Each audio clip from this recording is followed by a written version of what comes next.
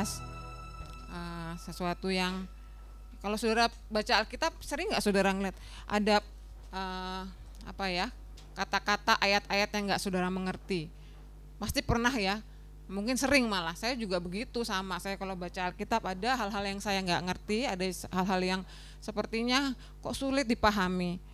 Tapi sekarang ini saya bersyukur zaman kita ini zaman yang era informasinya begitu luas dan terbuka, sehingga kalau ada yang nggak ngerti kita bisa cek langsung ya, di internet ada, tinggal Google kita bisa cari tafsirannya. Tapi memang mesti hati-hati mana tafsiran yang benar, tapi paling enggak kita nggak perlu lagi pusing kayak dulu. Saya dulu kalau baca Alkitab ini apa sih artinya Tuhan ya, tapi kalau sekarang saya mulai bisa buka internet, tafsiran, ayat keluar seret gitu ya, banyak sekali, tinggal baca. Jadi menyenangkan baca Alkitab sekarang kalau buat saya, yang nggak tahu sudah, tapi buat saya itu menyenangkan sekali karena begitu saya nggak tahu apa sih artinya ini, saya buka di internet udah keluar situ, tinggal pilih tafsiran yang mana ya saudara ya.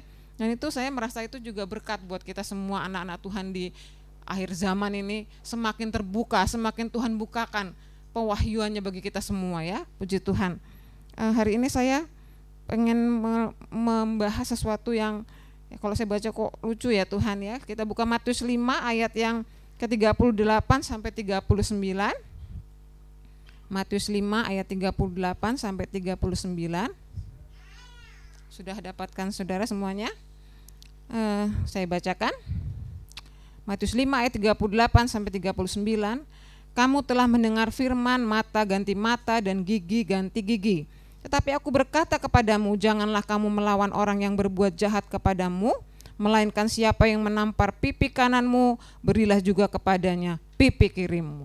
Wah, ya kan saudara, kalau baca ini, wah kok begini ya Tuhan, apa harus secara literal, secara harfiah kita memahami ini, kita lakukan seperti ini ya. Jadi begitu ditampar pipi kanan, kasih ini juga dong gitu ya. Begitu apa bagaimana? Apa ini sebenarnya cuma ada arti kiasan atau metafora ya orang bilang?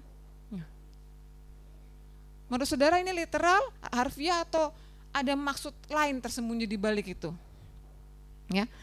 Sebenarnya banyak sekali firman Tuhan yang sebenarnya enggak berarti literal atau harfiah atau seperti yang tertulis begitu. Banyak sekali di Alkitab ini pakai kiasan, metafora, simbol ya, yang sebenarnya artinya enggak seperti itu. Kalau itu harfiah, coba kita lihat di ayat 26, masih di pasal yang sama. Bukan.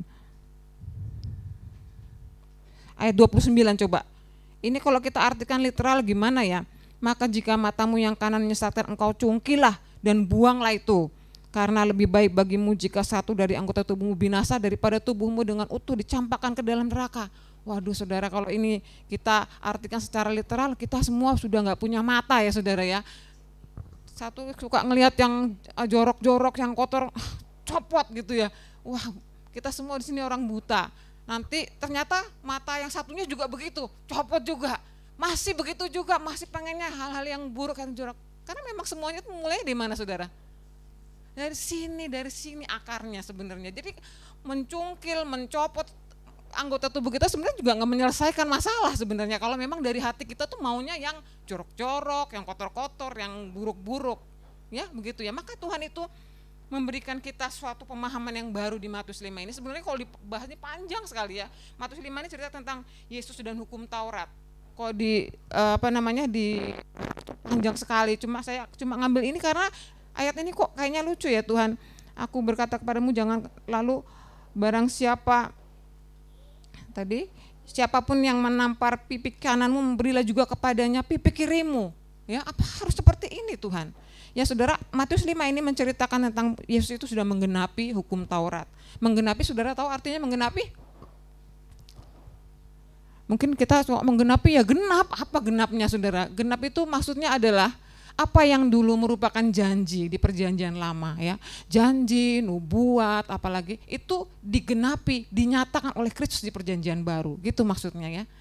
Jadi bukan berarti satu-satunya sampai detail-detail Tuhan menggenapi, melakukan, ya enggak begitu, tapi apa yang menjadi janji-janji, bayangan-bayangan yang di perjanjian lama, di kitab perjanjian lama, kitab Taurat, kitab para nabi itu digenapi oleh Kristus di perjanjian baru. Contohnya misalnya kalau dia dulu kita suka baca tentang pengorbanan domba, anak domba ya. Digenapi Tuhan Yesus karena dia menjadi korban itu sendiri, korban yang sempurna, korban yang kekal. Dulu kita di perjanjian lama kita baca tentang bait Allah, bagaimana orang melayani bait Allah, menganggap bait Allah itu tempat kediaman Tuhan. Lalu digenapi oleh Kristus sendiri, kan dia adalah bait Allah itu sendiri. Saudara bisa baca di Yohanes 2 ya. Waktu dia menunjuk ke bait Allah, rombak bait Allah ini, aku akan membangunnya dalam 3 hari. Itu dia bicara tentang siapa? Tentang dirinya sendiri. Jadi apa yang menjadi nubuat, janji-janji di perjanjian lama digenapi dalam Kristus di perjanjian baru. Itu artinya digenapi ya. Jadi Taurat itu sebenarnya ada 3 saudara ya. Isinya tuh peraturan-peraturan yang sifatnya seremonial. Kedua yang sifatnya itu adalah hukum sipil. Dan yang ketiga adalah hukum moral. Dan yang kita lihat sini adalah hukum moral. Di Matius 5 kebanyakan tentang hukum moral. Ya, jadi semua yang seremonial itu sudah digenapi dalam Kristus, sudah dilakukan oleh Kristus. Lalu hukum sipilnya itu berlaku untuk bangsa Yahudi. Kita bukan bangsa Yahudi, kita punya undang-undang sendiri sebagai bangsa Indonesia. Lalu hukum moralnya digenapi dalam Kristus, disempurnakan dengan hukum apa saudara? Hukum kasih. Karena semua mulainya dari hati. Orang yang kalau kita baca di ayat 28 ini saya sedikit ya supaya saudara-saudara nggak ngambil sepotong gitu ya. Ayat 28, tapi aku berkata kepada ayat 27, kamu telah mendengar firman jangan berzina, tapi aku berkata kepadamu setiap orang yang memandang perempuan serta menginginkannya sudah berzina dengan dia dalam hati. Jadi Tuhan memberikan satu pengertian yang lebih sempurna. Ya, orang dulu menganggap kalau berzina itu berarti kalau sudah melakukan perzinahan, nah itu baru berzina. Tapi sebenarnya waktu itu timbul di hati saudara-saudara, hati kita sudah melakukan perzinahan. Kalau itu enggak kita atasi, maka terus akan menjadi berbuah dan akan melakukan seperti yang kita bayangkan, yang kita pikirkan, marah-marah terus sampai akhirnya membunuh. Ya, mulainya dari mana, saudara? Dari hati. Ya, orang tuh kalau membunuh nggak langsung membunuh, pasti biasanya ya kecuali kalau kecelakaan ya. Tapi kalau misalnya kita lihat pembunuhan berencana itu mulai dari apa? Kesel, tiap hari kesel, tambah kesel terus sampai akhirnya melakukan perbuatan pembunuhan. Jadi Tuhan memberikan kita hukum kasihnya. Ya, kasihilah Tuhan Allahmu dengan segenap hatimu, segenap jiwa, segenap akal budimu. Lalu yang kedua, kasihilah sesama manusia seperti dirimu sendiri. Ya itu yang Tuhan taruh di hati kita. Jadi begitu kita menerima Yesus, kita menerima kasihnya karena dia itu kasih, lalu kita akan melakukan segala sesuatu dengan kasih. Kalau ada kasih di hati kita nggak akan melakukan yang jahat-jahat ini, nggak mungkin. Benar nggak? Kalau kita mengasihi suami kita, mana mungkin kita berselingkuh, mengkhianati dia, melakukan yang jahat pada dia, nggak mungkin kan? Kalau kita mengasihi tetangga kita, mengasihi dia seperti diri kita sendiri, nggak mungkin kita menjahati dia, ya, mengata-ngata yang buruk, nggak mungkin. Jadi itu semua mulai dari hati. Ya. Lalu kalau dikatakan tadi cungkilah ya, itu bukan literal, itu semua hanya sekiasan yang mengartikan bahwa kalau kita melakukan hal-hal ini, buatlah sesuatu yang radikal. Putuskan, matikan semua, berhenti melakukan itu. Makanya dikatakan matikanlah dalam dirimu segala sesuatu yang duniawi, yaitu percabulan, perzinahan, nafsu jahat, nafsu segala macam keserakahan yang sama seperti penyembahan berhala. Itu ya, saudara ya. Jadi itu latar belakangnya tentang ini. Jadi yang ini juga sebenarnya sama. Tuhan memberikan suatu penafsiran yang baru, yang lebih baik daripada penafsiran orang-orang ahli Taurat dan orang Farisi, ya. Kalau di ayat 38 tadi, kamu telah mendengar firman mata ganti mata dan gigi ganti gigi, artinya itu saudara, enggak mata saudara dicongkel, kalau misalnya salah sama melukai mata orang diganti dengan mata saudara, tapi ini sebenarnya adalah hukum pengadilan orang Yahudi saat itu yang memberikan hukuman setimpal bagi orang yang melakukan sesuatu. Jadi orang yang misalnya mencuri sesuatu, misalnya curi ayam, ya hukumannya misalnya berapa bulan. Ya nggak sama dengan orang yang korupsi 5 miliar, nggak sama dengan itu. Itu artinya setimpal dengan apa yang mereka lakukan. Jadi ini sebenarnya bukan hukum pribadi tapi hukum pengadilan. Lalu yang kedua, tapi aku berkata kepadamu janganlah kamu melawan orang yang berbuat jahat kepadamu, melainkan siapa yang menampar pipi kananmu berilah juga kepadanya pipi kirimu. Saya tadi bilang nggak literal. Kenapa? Ini yang ngomong siapa, saudara? Tuhan Yesus. Waktu Tuhan Yesus ditampar, apakah dia kasih pipi yang satunya lagi? Enggak, coba kita baca ya, Yohanes 18.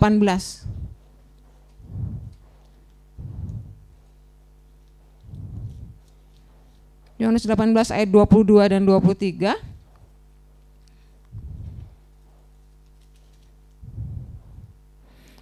Ketika ia mengatakan hal itu, seorang penjaga yang berdiri di situ menampar mukanya. Ini muka Yesus ini yang ditampar waktu dia berada di mahkamah agama di hadapan Hanas ya.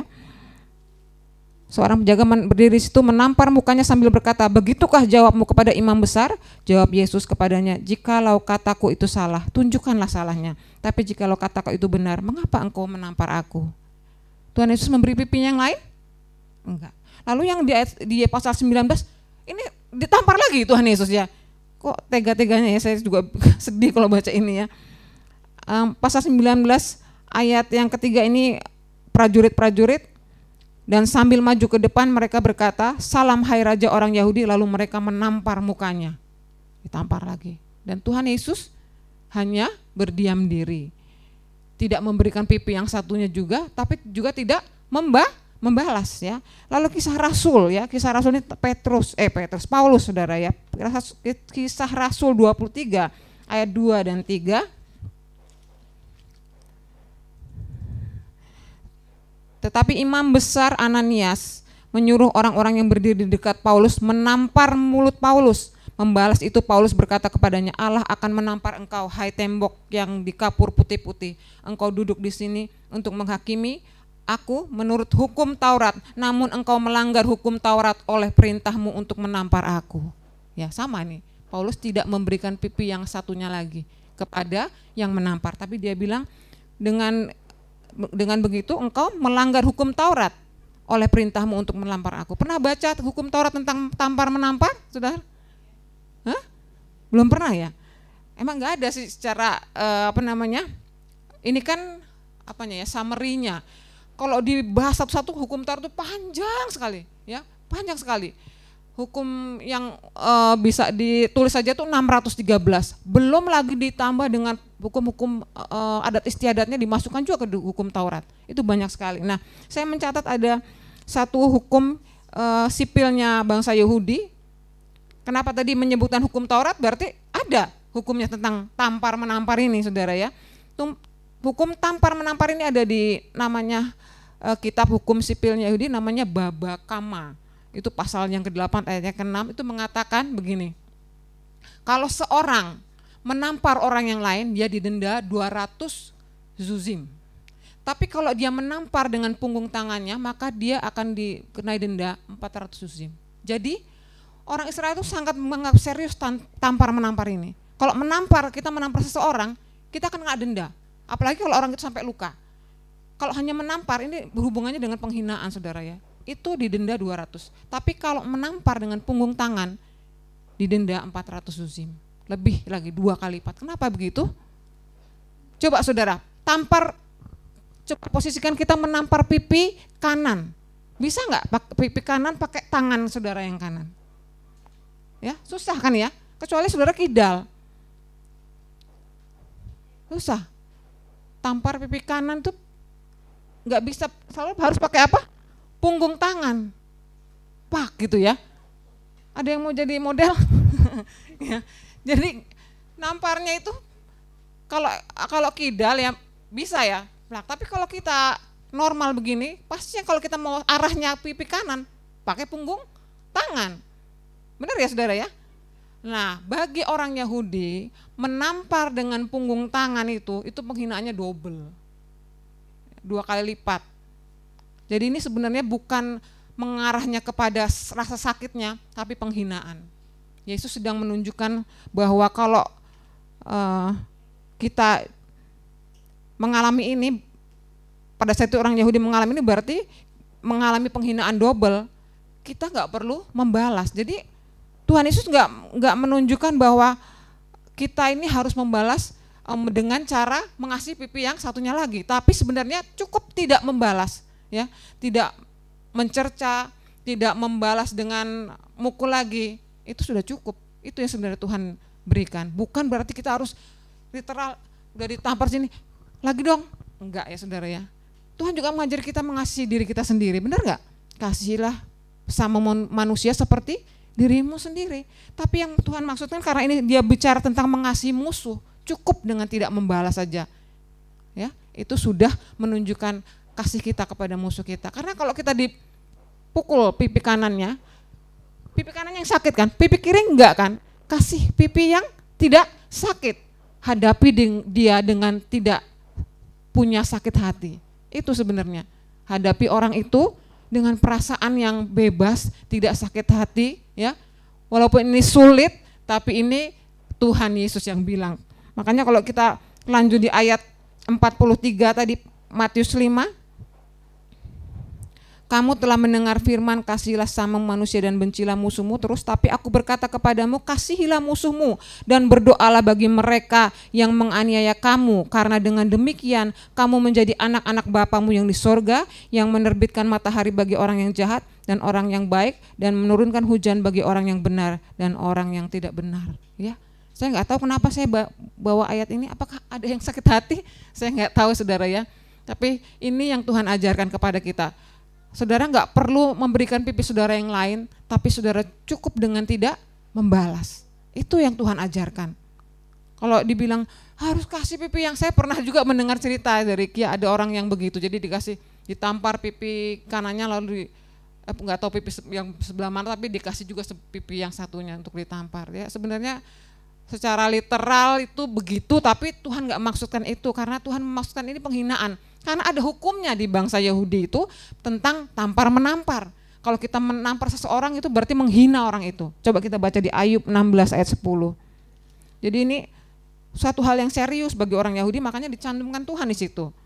Mungkin kalau kita nggak terlalu ya, di Indonesia mungkin nggak ada hukum tampar menampar, atau saya nggak ngerti ya. Tapi di Yahudi itu berarti penghinaan. Ayub 16 ayat 10.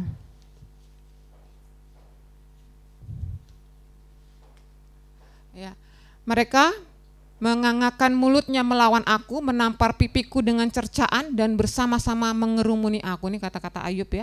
Jadi menampar pipiku dengan cercaan, ini tentang penghinaan. Ya, sulit ya kalau kita tuh ngadapin kesulitan dari yang datang lewat orang lain. Kalau kesulitan yang kita hadapi sendiri, itu mungkin kita bisa artinya hatinya nggak terlalu sakit, tapi kalau orang lain ya dipakai iblis untuk menghina kita atau menguji kita, itu rasanya sakit sekali ya saudara ya. Jadi makanya di orang Yahudi dibuat suatu peraturan tentang itu ya. Lalu kalau kita baca di Peratapan 3, jadi saya merasa bahwa Tuhan Yesus memunculkan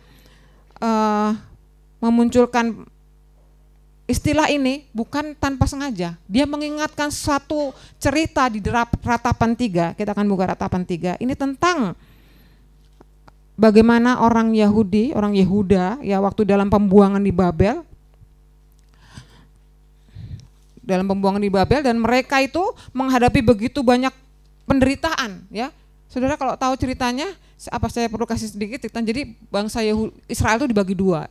Israel Utara dan yang selatan itu namanya Yehuda. Israel Utara itu udah lebih dulu ditaklukkan oleh bangsa Asyur. Nah, Israel yang bagian selatan ini yang sebenarnya lebih punya hubungan yang lebih baik sama Tuhan, tapi akhirnya juga meninggalkan Tuhan, itu dikalahkan oleh bangsa namanya bangsa Babel. Jadi dibawa ke pembuangan itu sekitar tahun 600-an ya, dibawa ke pembuangan. Dan sebenarnya Yeremia sudah menasihatkan, dan bukan cuma Yeremia, tapi banyak nabi sudah menasihatkan bangsa Israel untuk bertobat, tapi mereka nggak bertobat, dan akhirnya terjadi seperti ini, dibawa ke pembuangan. Nah, Ratapan 3 ini menceritakan bagaimana Yeremia menangisi nasib bangsanya ini ketika dalam pembuangan ya. Ratapan 3 ayat 30. Biarlah ia memberikan pipi kepada yang menamparnya, biarlah ia kenyang dengan cercaan.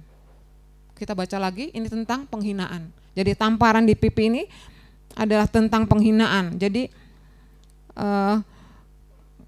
Tuhan ingin ketika kita dihina ya, dicerca, Tuhan ingin kita punya respon, bukan membalas ya, bukan menyakiti juga, bukan lalu karena kita pikir, oh kalau gitu, kalau ada orang nih pukul pipi saya yang tadi kan bilang pipi kanan, kalau ada yang kiri berarti saya boleh balas dong ya, karena nggak sesuai firman Tuhan ya. Karena saya pernah dengar juga ada cerita hamba Tuhan, ada orang dipukul pipinya pipi kiri, lalu dia balas, tonjok itu yang pukul. Kenapa?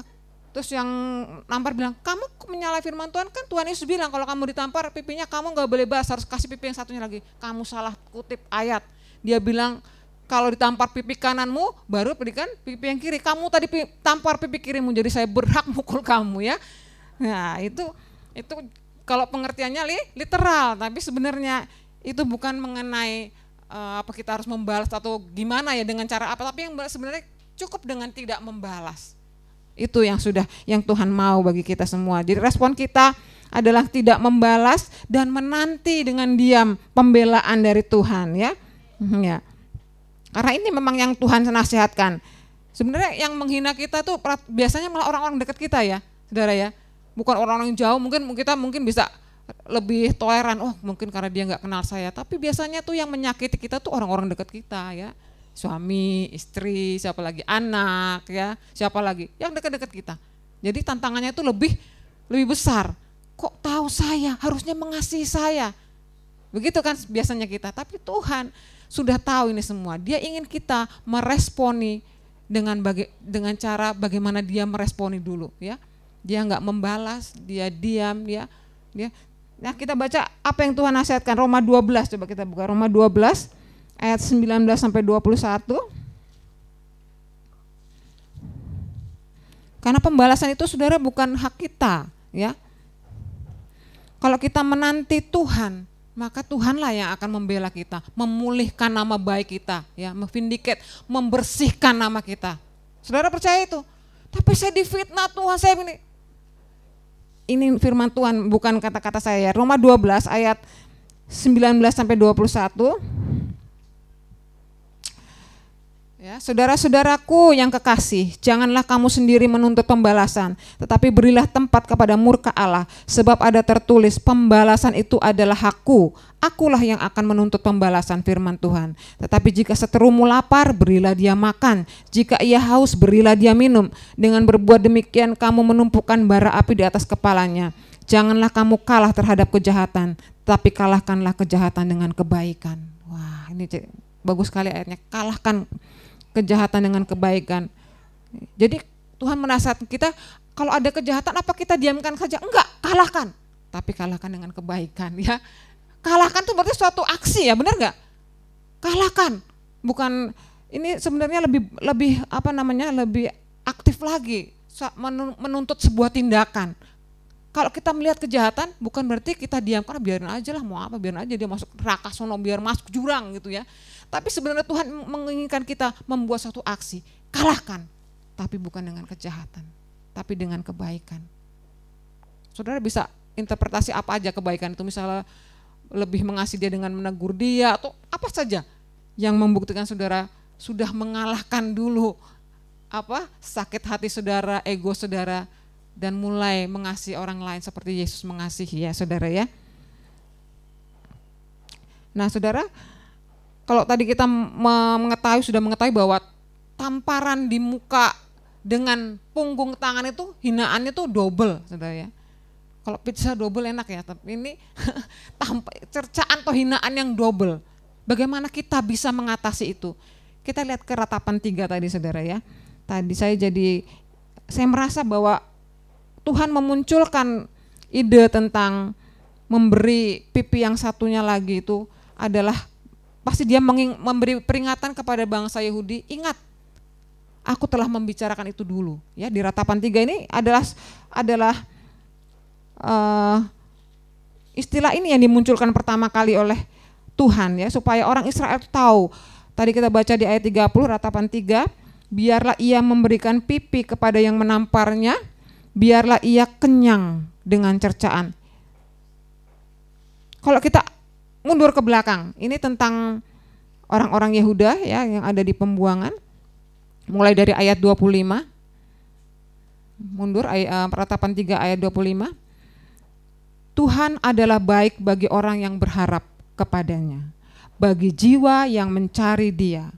Nah, ini adalah baik menanti dengan diam pertolongan Tuhan, adalah baik bagi seorang pria memikul kuk pada masa mudanya. Biarlah ia duduk sendirian dan berdiam diri kalau Tuhan membebankannya. biarlah ia merebahkan diri dengan mukanya dalam debu, mungkin ada harapan. Lalu ayat yang tadi, biarlah ia memberikan pipi kepada yang menamparnya, biarlah ia kenyang dengan cercaan. Jadi Yeremia memberi tahu kepada bangsa Yahudi bagaimana bisa menghadapi keadaan yang sulit di tengah-tengah pembuangan itu. Saya juga nggak tahu kenapa kok tiba-tiba Yeremia memunculkan adalah baik bagi seorang pria memikul kuk pada masa mudanya. Mungkin saja pada saat itu dia melihat banyak anak-anak muda yang dibawa ke pembuangan, dan bagi anak muda itu pasti lebih sulit ya, ditekan, dijadikan budak ya, karena dia bukan di negaranya, dibawa dari negaranya, dicabut dan ditempatkan di sebuah negara yang asing bagi mereka, dan dipaksa untuk menerima pekerjaan sesuai dengan keinginan si penjajahnya. Ya, benar ya saudara ya, pasti rasanya nggak enak. Tapi apakah mungkin ada hubungannya dengan Kristus, karena ini tentang pria yang memikul kuk pada masa mudanya? Tapi yang utama adalah bahwa pada saat kita menerima hinaan dan cercaan, suatu keadaan yang sulit, jalan keluarnya tetap sama, menanti dengan diam pertolongan Tuhan. Ya, adalah baik menanti dengan diam pertolongan Tuhan. Tuhan, ya kalau kita menerima penghinaan, tadi dinasihatkan untuk mendoakan orang yang menghina itu, Tuhan berkati dia, aku percaya engkaulah yang menjadi pembelaku. Begitu maksudnya ya. Nah, begitu mereka dinasihatkan untuk oleh Yeremia untuk melakukan ini, saudara tahu apa yang terjadi pada bangsa Yahudi, bangsa Yehuda ketika dalam pembuangan, akhirnya mereka juga dilepaskan, dibawa pulang kembali ke Yehuda. Karena Babel pada saat itu kita nggak tahu ya, tangan Tuhan menolong mereka. Setelah mereka benar-benar menerima keadaan mereka ditolong Tuhan. Babel ditaklukkan oleh kerajaan Persia ya pada tahun, saya nggak lupa tahunnya ya, mungkin sekitar tahun 500-an ya, ditaklukkan oleh Persia, dan Kores raja Persia mengizinkan orang Yahudi pulang kembali ke negerinya. Siapa yang sangka ya saudara, walaupun memang sudah dinubuatkan, tapi kalau orang 70 tahun dalam pembuangan itu rasanya pasti susah sekali ya, buat anak-anak muda apalagi ya. Mereka ditekan demikian rupa, tapi pada tahun 520-an Kores itu mengizinkan bangsa Israel untuk pulang kembali ke negerinya, bangsa Yehuda kembali ke negerinya. Jadi Tuhan itu sedang menunjukkan ini loh, dulu kamu pada saat pembuangan di Babel, kamu menerima penghinaan, kamu menerima cercaan, tapi ketika kamu berharap sama Tuhan dan berdiam diri, Tuhan menolong engkau dan engkau dikembalikan kepada negerimu. Yang pertama itu. Yang kedua, saya percaya ini juga Tuhan sedang memberitahu apa yang akan terjadi pada dirinya. Dia ditampar, dicerca sedemikian rupa, tapi tidak membalas. Saya lupa ayatnya, 1 Petrus.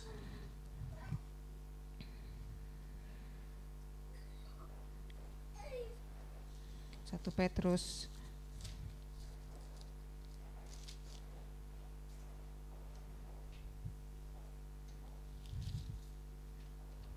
1 Petrus 2 ayat 23.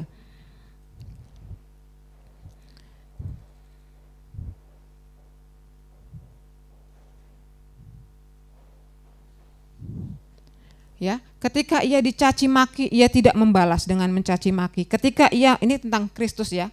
Kalau kita baca di perikop awalnya, penderitaan Kristus sebagai teladan. Ketika ia dicaci maki, ia tidak membalas dengan mencaci maki. Ketika ia menderita, ia tidak mengancam, tetapi ia menyerahkannya kepada Dia yang menghakimi dengan adil. Ini harus jadi contoh bagi kita. Menyerahkan kepada Dia yang menghakimi dengan adil. Karena pembalasan itu bukan hak kita, tapi haknya Tuhan. Maka ketika bangsa Israel menyerahkan penghakiman kepada Tuhan, berdiam diri, Tuhan melepaskan mereka dan mereka kembali kepada Israel. Tapi saya juga menarik kesimpulan bahwa ketika Tuhan berdiam diri, ya, ketika dia mengalami hinaan, ketika Yesus menghadapi penganiayaan, ditampar, tadi kita sudah baca, dipukul, dimahkotai duri dan segala macamnya, Tuhan membawakan kita semua sebuah kemenangan. Ya, kita ini sebagai Israel rohani dibebaskan dan masuk kepada keselamatan. Ya, tadi orang Israel dibebaskan dari tawanan di Babel, tetapi kita anak-anak Tuhan karena Yesus yang menyerahkan dirinya buat kita semua dibawa keluar dari tawanan iblis, dosa dan maut dan masuk kepada kerajaan yang abadi dan kekal, hidup yang kekal itu. Benar ya saudara ya.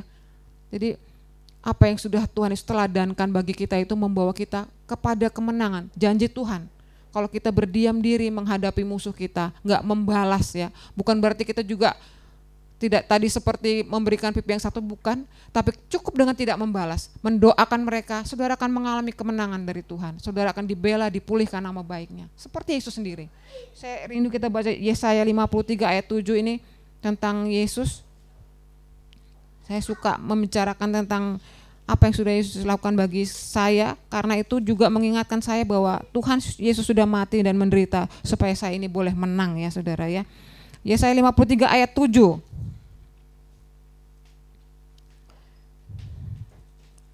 Yesaya 53 ayat 7. Dia dianiaya tetapi dia membiarkan diri ditindas dan tidak membuka mulutnya, seperti anak domba yang dibawa ke pembantaian, seperti induk domba yang keluh di depan orang-orang yang menggunting bulunya, ia tidak membuka mulutnya. Ini contoh teladan Yesus bagi kita. Dia taat sampai mati di kayu salib supaya kita ini semua yang ada dalam tawanan dosa dibebaskan, seperti bangsa Israel dibebaskan dari tawanan Babel ya. Dia taat. Kalau Tuhan Yesus enggak taat sama kehendak Bapa, apa jadinya kita semua saudara ya. Coba kita buka Filipi 2 ayat 5 sampai 8.